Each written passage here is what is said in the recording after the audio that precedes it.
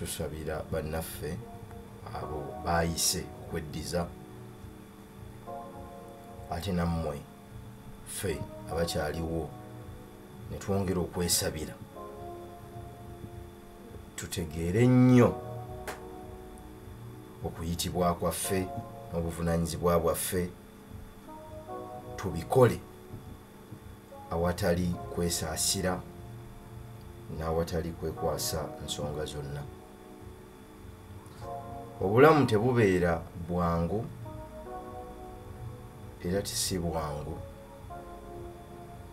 naye wakati mu mbeera eyo ate mwe tuteekwa okukolera ebintu byonna, kubanga singa yamanya nti tetusobole teyali tuyise kukola bino olwaleero bye tukola. Kale newankubadde nga ntambula mu kiwonvu ekyekisiikirize eky'olumbe, bagamba nti siritya kabi konna kubanga ye ankuuma n'oluga lwe n'omuggo gwe.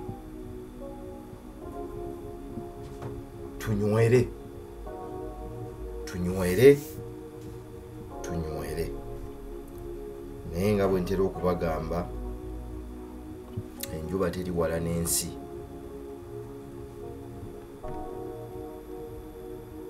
Tukole bye tuteekwa okukola, ne buli kye tukola tukikole mu bwangu.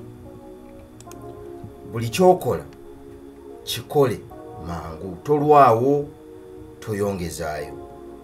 Njagala okubeebaza mmwe, muli bangi nnyo abakirira ku programu eno olwaleero ennaku z'omwezi 18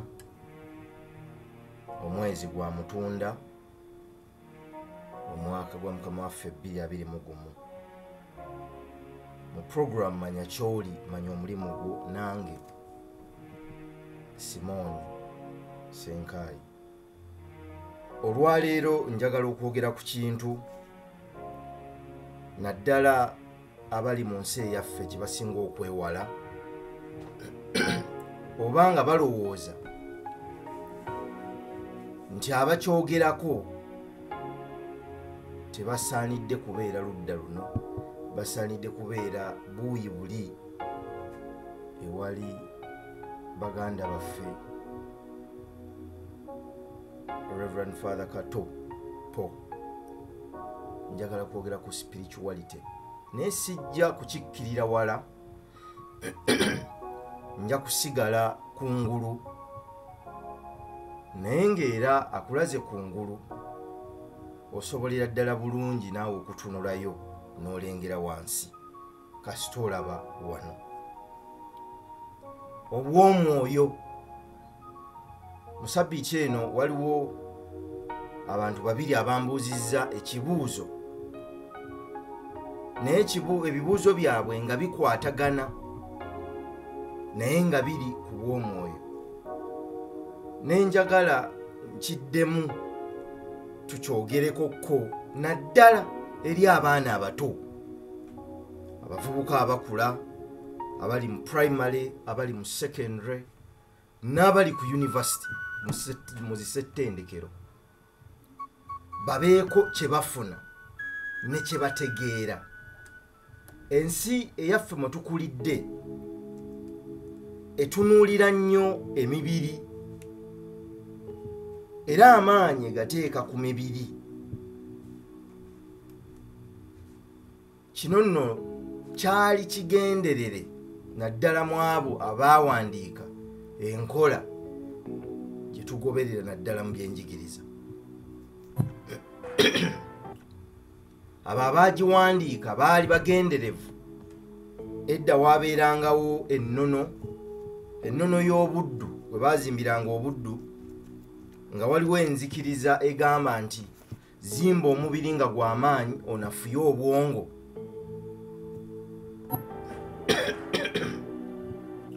Bw'onafuye obwongo ojja kubeera n'omuntu ow'amaanyi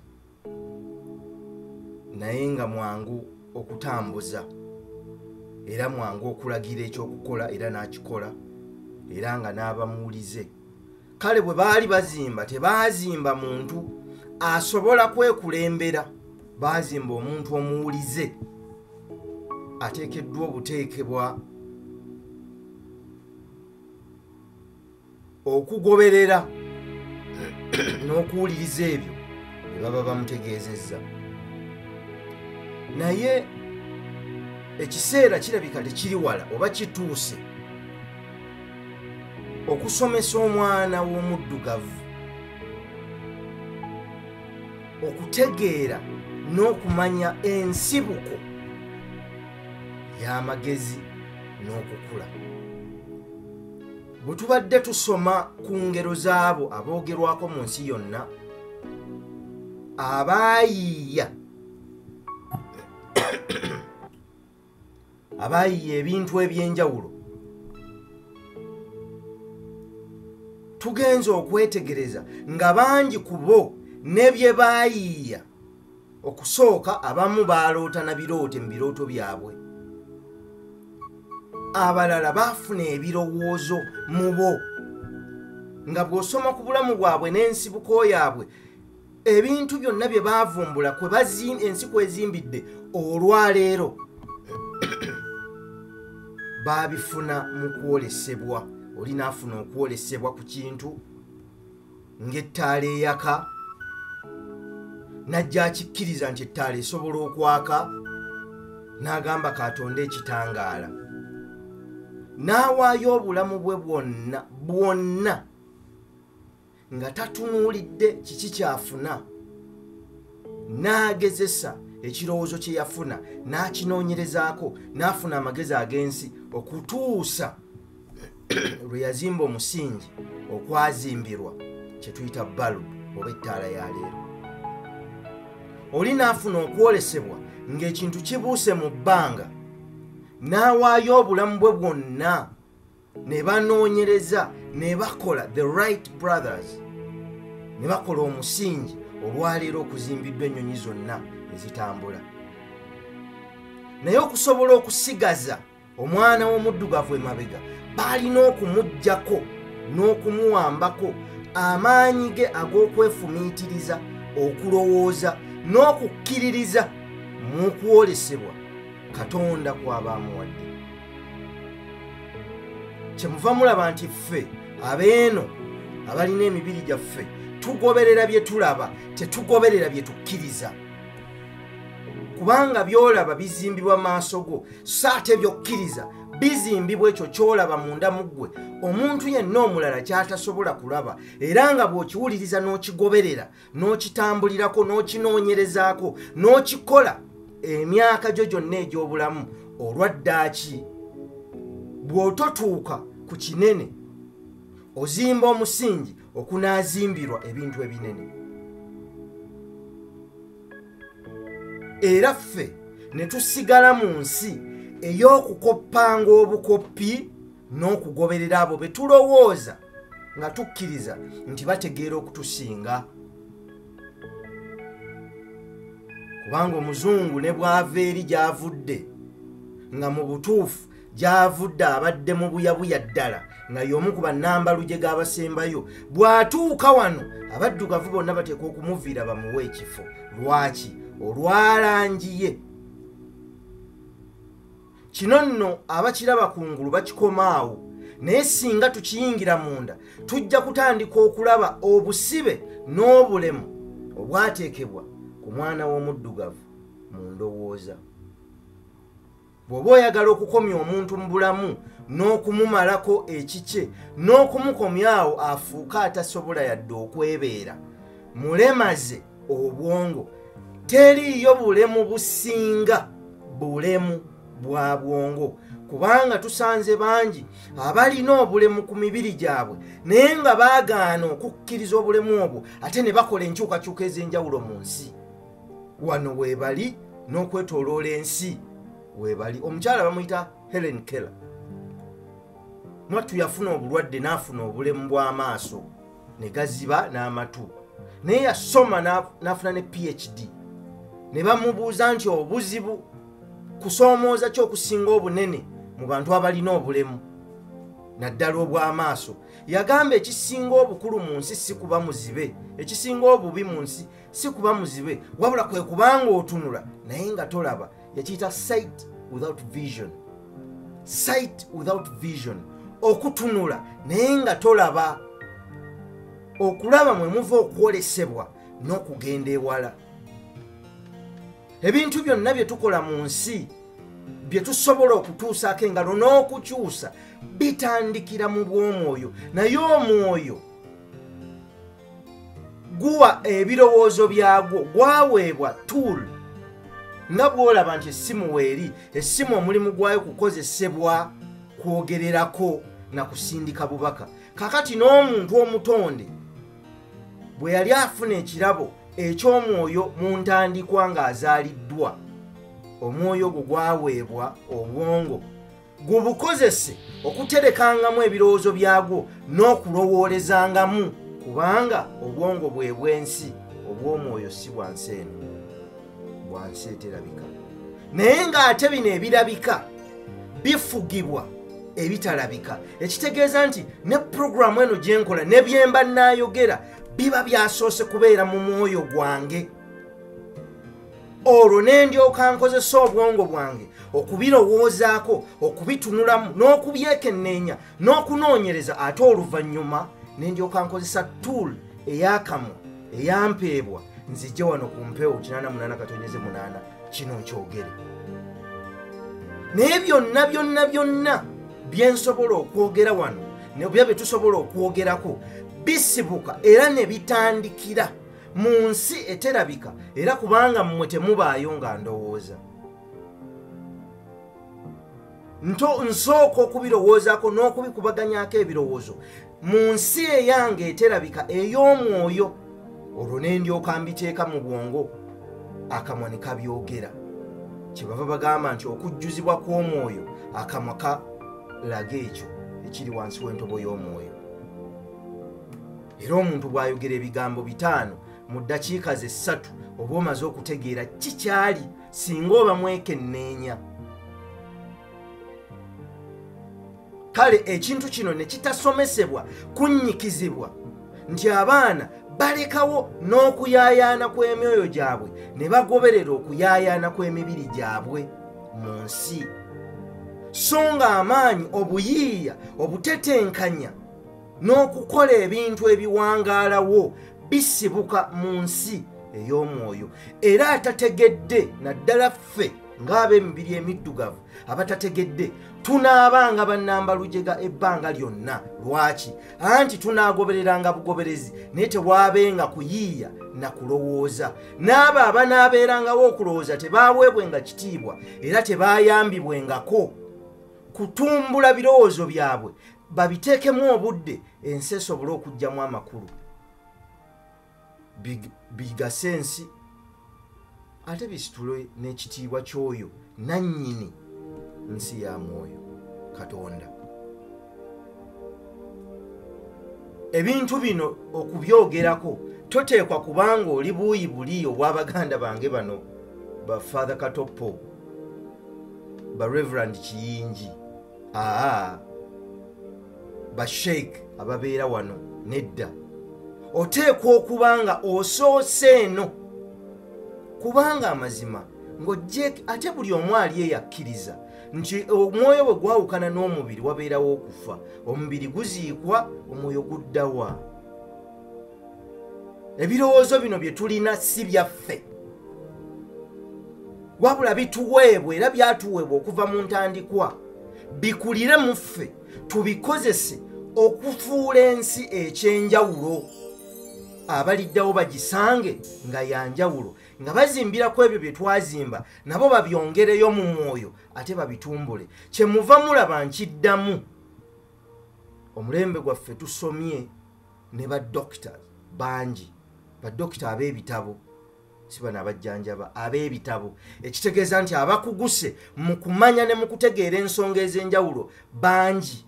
Naye njagala weebuuze, emyaka 10 okuva kati engero mmeka ezigenda okugerwa nga zaffe za mulembe gwaffe? Ngaffe bwe tugera Linda Kiggweeyo, Konoweeka, engero zonna ze twogera okugeresa kwonna kwe tukozesa obugagga bw'olulimi n'amagezi ag'enjawulo agali mu lulimi amazima gali nti tekuli n'ekimu kyaffe kye tutaddeko ku mulembe gwaffe byonna byayiyizibwa oba oli awo abaalowoozebwa okuba nti baali tebalowooza ng'omulembe ogumu oguliwo kati omuto bwe gusobola okukkiriza so nga n'omusingi kwe tuyimiridde olwaleero na buli kintu kyonna kye tutambulirako olwaleero ebyayiyizibwa n'ebyavumbulwa byonna ebiriwo olwaleero ate byabo abatasobola kutuula mu Settendekero Makerere, Uganda Matters, Uganda Christian n'endala okutuula mu bibiina okusomesebwa naye nabo baalina ebibiina byabwe mu ngeri yaabwe naye okusingira ddala baayingiranga wala mu kwefumiitiriza ne mu kulowooza kubanga bo tebakkiririzanga mu bye baalabanga bakkiririzanga mu bye baawuliranga ne bye baalabanga munda mu bo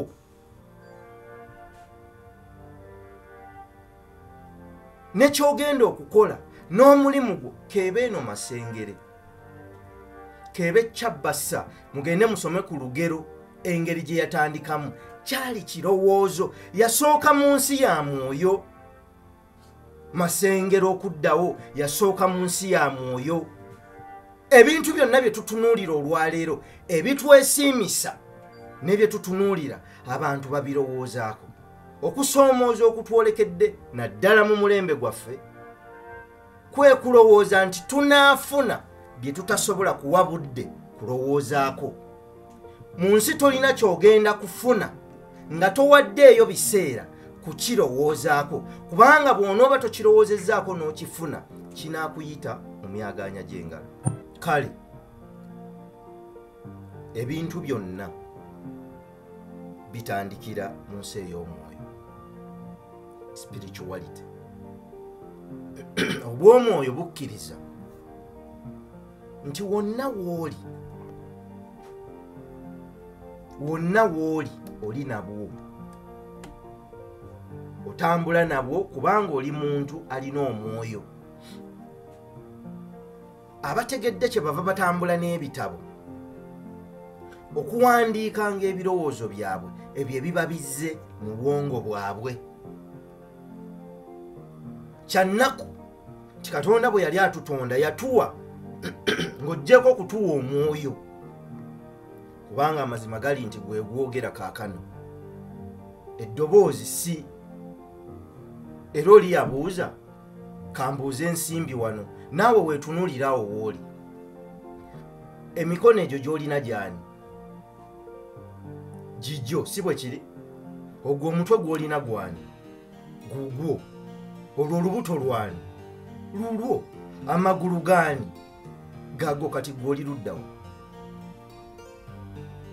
ebyo byonna by'olina bwe bibanga bibyo kati gwe nannyini by'oliwa era gwani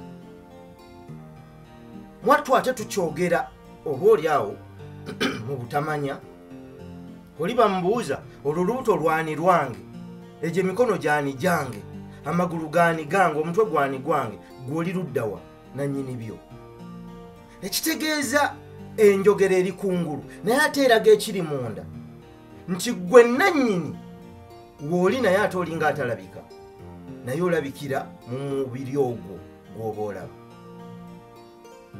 ebirowoozo byo ne by'ogenda okukola mu nsi bisibuka mu ggwe tokkirizanga nsi ya bweru ku nnafu y'ekyo ekizze mu ggwe Katonda yamanya nti omwoyo tegujja kusobola kutuukiriza bye gwagala okujja nga guyina omubiri ekyokubiri mu mubiri yalina okuteekamu sitoowa etterekero n'eggeserezo ly'ebirowoozo bwe bwongo kyannaku okubanga olina obwongo Katonda yabutuwa naye nga tugenda okugenda nga tetubukozesezza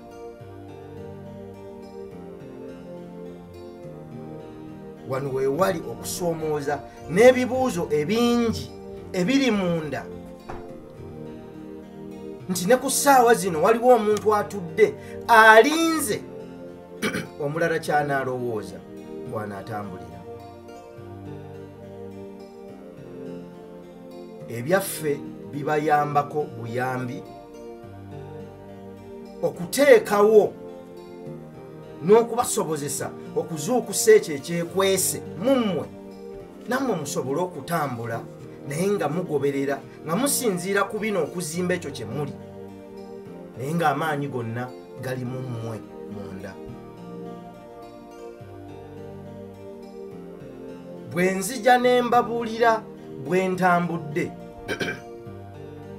eyo experience ebeera yange, eyange olina kukozesa nkozese otereeze eyiyo, naye okusingira ddala oyigire mu yiyo.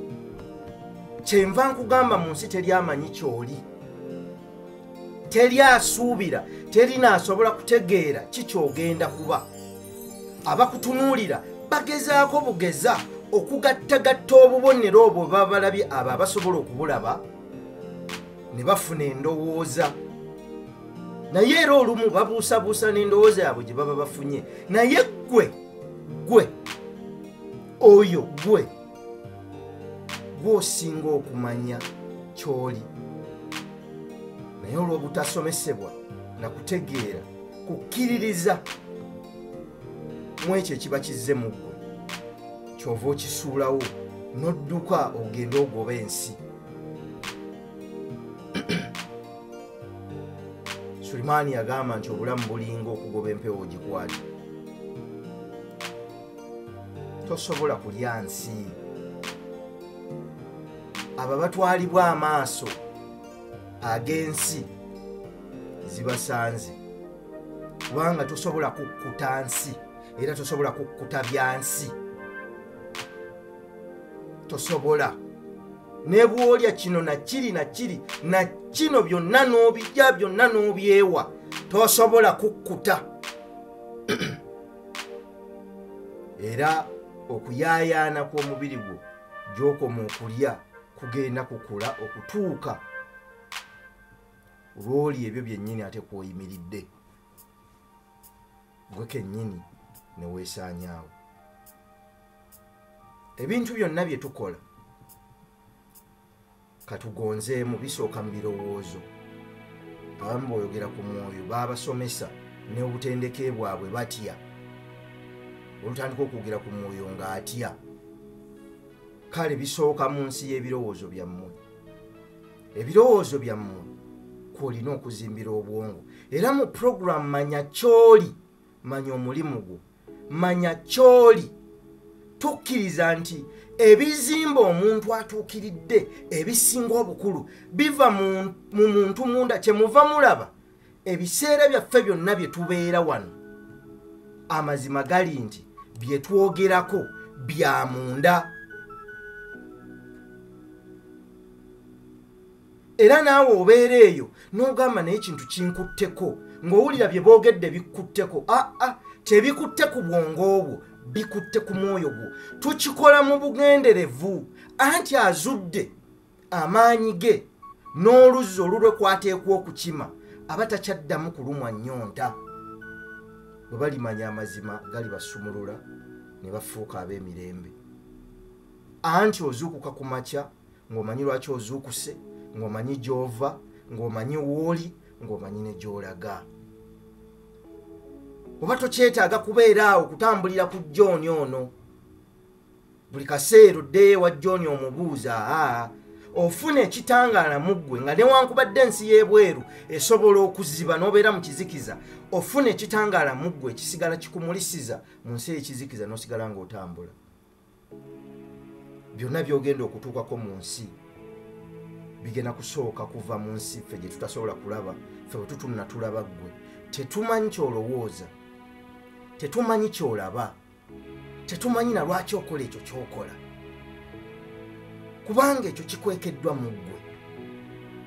Tokkiriza bigambo byange kukunafuya, bweba tebikuzimba biviire. Tokkiriza nsi ekwetoolodde kukumalamu maanyi ntosobola. Tokkiriza mbeera yonna kuyimirira mu kkubo lyo, kubanga teri amanyi ky'oli.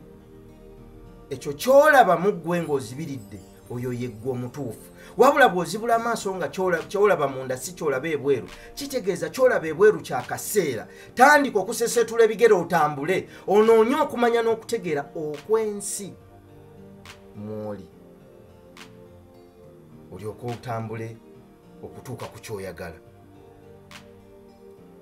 Obubaka buno tetusobola kubwanjuluza kubumalayo, naye ebintu bino tukwata amaloboozi gano n'ebifaananyi ne tubiteeka ku YouTube. Waliwo abajja n'ayagala mbu omuteereko ku flash. Nedda, towa munafu magezi. Ekigambo ekyo nkirongoosezaamu, naye mugende mu ngero mulabe bwe kyawandiikibwa. Towa mubuyabuya magezi, era ekyo nakyo kirongooseemu. Lwaki? Anti gafuuka ekisiimula mu maaso ge. Oliyawo ekyokulabirako we nategeerera nti bw'ogula essimu ey'ebbeeyi ya bukadde 8 n'oteekawo n'eryenvu n'oleeta alino jjajjange Kasujja Owenge yawulidde, n'oleeta obusolo obwo obukima, akakima kajja kujjawo ki? Lyenvu. Oteekwa okusomesa omuntu okwezuulira amagezi n'okufuna okutegeera okwo. Bw'ageezuulira n'ageebikkulira asobola okufuna obudde n'okugawa ekitiibwa. Toyanjululiza muntu nsonga zonna, wabula muweeko ekimuyamba okukkirira ku lulwe. Bw'anakkirira ku lulwe buli wanaateeka ekigere tajja kwerabira. Mugende ku YouTube mwetikka omusaalaba gwa data. Genda ku YouTube, teekamu Simon Senkai Foundation, subscribe. Buli lunaku walibadde ofuba waakiri olabeyo olutambi lumu lwa ddakiika 2. Waakiri olabeyo olutambi lumu. Ate owandiike, kubanga ebyo by'onoowandiika obwongo bwo bunassaayo nnyo omwoyo gwabwo. Kitegeeza tobyerabire. Genda ku YouTube, teekamu Simon Senkai Foundation, subscribe, laba obubaka obwo. Kaakati abaagala ekitabo nabagamba nti ffe enteekateeka eyaffe yaggwa mu kiseera kino kiri mu kyapa, naye copies zokka ezisooka 500 copies ezijja okubeera ku ssente ezo. Njagala okwebaza ababuukinze, mbasaba mubuukinge. 5 bye bijja okufuluma nga tetunnaba kulonkinga, ezisigadde zijja kufuluma oluvannyuma. Bw'oba oyagala okubuukinga luli ennamba ndowooza ayinamu obuzibu, neekuba ku nooti 7 nooti 8 48 63 79 0708 48 6379 ekitabo kya mitwalo 7 0708 48 6379 nooti 7 nooti 8 48 63 79.